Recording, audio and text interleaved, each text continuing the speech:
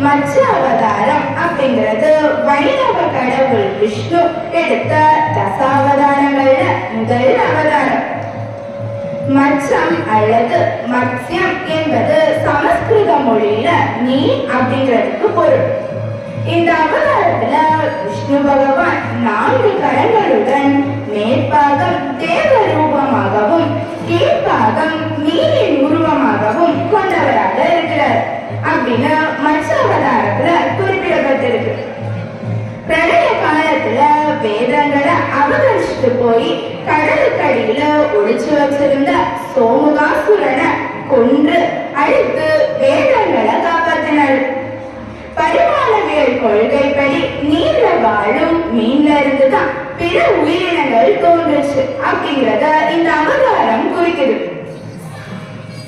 கூர்ம அவதாரம் வைணவ சமய நம்பிக்கைப்படி கூர்ம அவதாரம் அப்படிங்கிறது விஷ்ணு பகவானால எடுக்கப்பட்ட 2வது அவதாரம் அப்படின்னு சொல்லப்படுது. இதுல விஷ்ணு பகவான் ஆம உருவத்துல இருக்காரு. சமுத்திர மந்தனம் அப்படிங்கிறது தேவர்களும் அசுரர்களும் சேர்ந்து பார்க்கடலை கடைஞ்ச நிகழ்வு. அசுரர்களும் தேவர்களும் வேறுவலைய மத்தா வச்சு வாசுகி பாம்ப கயிறா வச்சு பார்க்கடலை கடைஞ்சாங்க. அப்போ விஷ்ணு ஆம உருவம் எடுத்து அந்த வேறுவலைக்கு பிடிமானமா இருந்தாங்க. இந்த காட்சி நிறைய வைணவ கோயில்களோட மேற்கூரையிலையும் சுவர்களையும் ஓவியங்களாவும் சிற்பங்களாவும் இருக்கு. கூர்ம அவதாரத்தை பற்றிய நிறைய பழமையான குறிப்புகள் யஜுர்வேதத்துல காணப்படுது. இந்து புராணங்கள்ல சொல்ற மாதிரியே மேலுமலைய மத்தா வச்சு வாசுகி பாம்ப கயிறா வச்சு பார்க்கடலை கடையும் போது அதுல இருந்து வெளிவந்த அமுதத்தோட நஞ்சு கலந்துடக்கூடாது அப்படிங்கிறதுக்காக சிவபெருமான் அந்த நஞ்சை பருகியதாகவும், அப்போ சிவபெருமான காக்கும் பொருட்டு பார்வதி தேவி அவங்க கழுத்துல அழுத்த விஷமானது அங்கேயே நின்று விட்டதாகவும், அதனாலதான் அவருக்கு நீலகண்டன் அப்படின்னு பெயர் வந்ததாகவும் சொல்லப்படுது.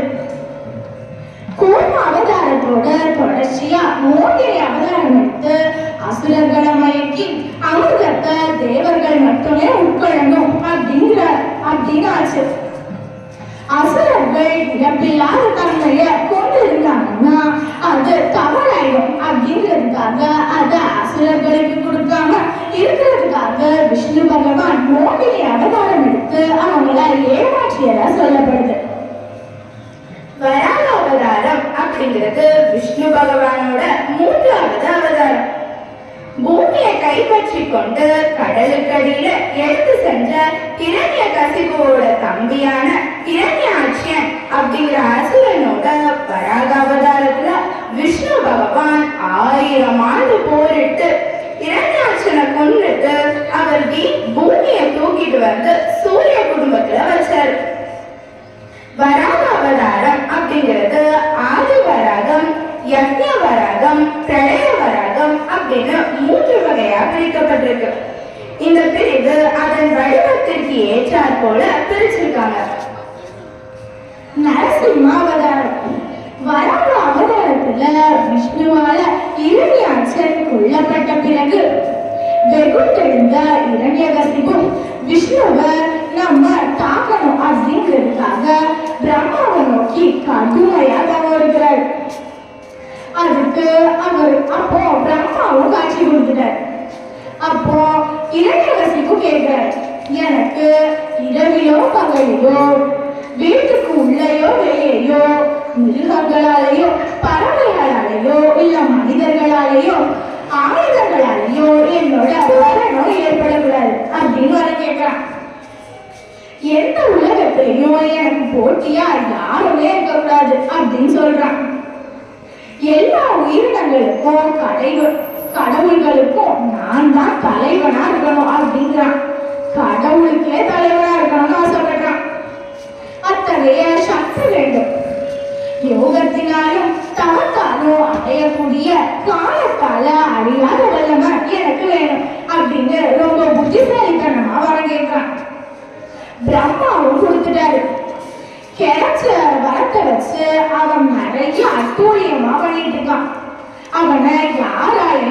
முடியல. அவனுக்கு பிரகலாதன் மகனாக பிறக்கிறான். இரண்யகசிபு தான் பெற்ற சாகாவரத்தால இந்த 7 உலகத்தையும் ஆட்சி புரிஞ்சுட்டு வரான்.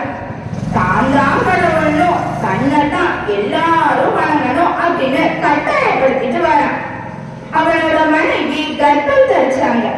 நாரத மாமுனி தாயின் கர்ப்பத்தில் இருந்த குழந்தைக்கு பிரகலாதனுக்கு ஹரி ஸ்ரீமன் நாராயணன் தான் இந்த 7 உலகத்திற்கும் கடவுள் அப்படின்னு போதிச்சுட்டாரு.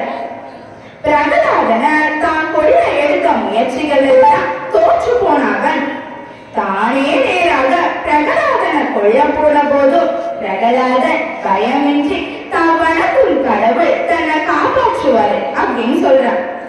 அதை கேட்டு ஆத்திரத்துல அருகிலிருந்த போன இரண்யகசிபு விஷ்ணுவை தானே கொல்ல போவதாக சொல்லிட்டு உன் கடவுளை காட்டு அப்படின்னு பிரகலாதன் கேட்க, பிரகலாதனும் தான் கடவுள் ஹரி ஸ்ரீமன் நாராயணன் எங்கும் இருப்பார், எதிலும் இருப்பார், தூணிலும் இருப்பார், எந்த துருவிலும் இருப்பார் அப்படின்னு சொல்றான். இரண்யகசிபு ஒரு தூணை காட்டி பிரகலாதன் கிட்ட, எங்க உன் கடவுள் இந்த தூண்குள்ள இருக்காரா அப்படின்னு கேட்க, அதுக்கு பிரகலாதனும் ஆமா இருக்காரு அப்படின்னு சொல்றதுக்கு இரண்யகசிபு அந்த தூணை உடைக்க உள்ள இருந்து நரசிம்ம வடிவத்துல விஷ்ணு பகவான் வெளியே வந்து இரண்யகசிபுவை அவன் பெற்ற சாகாவரங்கள் பறிக்காத மாதிரி வதம் செஞ்சு பிரகலாதனை காத்தருள்றாரு. சாகாவளங்கள் பறிக்காத மாதிரி எப்படி? இரவும் இல்லாம பகலும் இல்லாம மாலை நேரத்துல மிருகம் பாதி மனிதன் பாதி அப்படிங்கிற உருவத்துல வீட்டுக்கு உள்ளேயும் இல்லாம வெளியிலையும் இல்லாம வீட்டோட நுழைவாயில அவனை வர செய்யறாரு. இதனாலதான் பெரியவங்களா சொல்லுவாங்க, விளக்கு ஏற்ற நேரத்துல நடையில உட்காரக்கூடாது அப்படின்னு.